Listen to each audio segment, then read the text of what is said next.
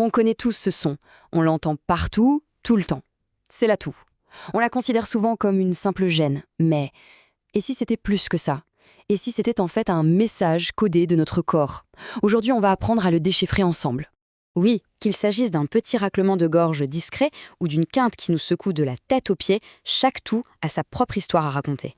La vraie question, c'est comment savoir si c'est juste une petite irritation sans conséquence ou le signal d'alarme de quelque chose de plus sérieux. C'est vraiment le cœur de notre enquête du jour. Alors, pour mener cette enquête, voilà notre plan. On va d'abord comprendre pourquoi on tousse. Ensuite, on verra comment faire la différence entre les types de toux. Après ça, on remontera à la source, aux causes possibles, on identifiera les signaux qui doivent alerter immédiatement, et pour finir, on regardera les traitements qui existent. Ok, premier point, et c'est fondamental. La toux, ce n'est pas une ennemie. En fait, c'est plutôt une sorte de garde du corps pour nos poumons. Imaginez un instant, de la poussière, un virus ou même un morceau de nourriture qui se perd. Bref, quelque chose qui irrite ou bloque vos voies respiratoires. Eh bien, le corps, il réagit au quart de tour avec une expulsion d'air super violente. C'est un vrai nettoyage haute pression, si on veut, pour protéger nos poumons et s'assurer qu'ils restent bien dégagés. Bon, maintenant qu'on sait pourquoi on tousse, le tout premier indice pour comprendre de quoi il s'agit, c'est la durée. Le temps, c'est vraiment la clé de toute l'énigme. La règle est simple, mais elle change absolument tout. Si une toux dure moins de 3 semaines, on dit qu'elle est aiguë. Par contre, si elle s'installe et dépasse ce délai, elles deviennent chroniques. Et cette simple différence dans le temps, eh bien, ça change complètement la liste des suspects potentiels. Allez, avec cet indice crucial en main, la durée, on peut commencer à chercher les coupables. Parce que bien sûr, les causes d'une toux aiguë et d'une toux chronique, ce ne sont pas du tout les mêmes.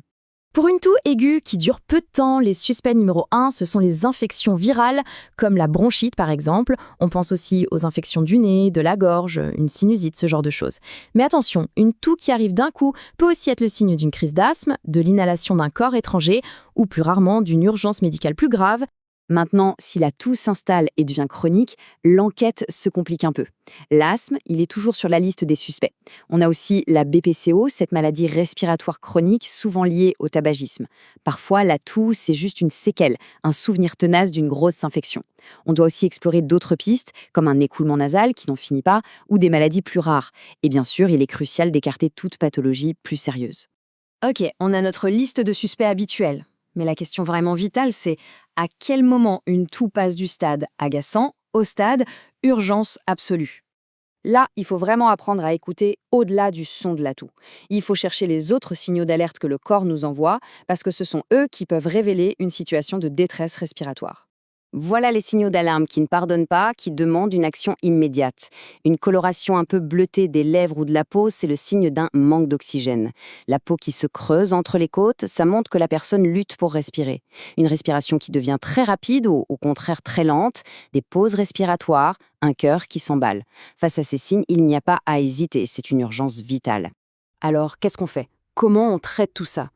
Le principe de base, il est simple. Il n'y a pas un traitement pour la toux.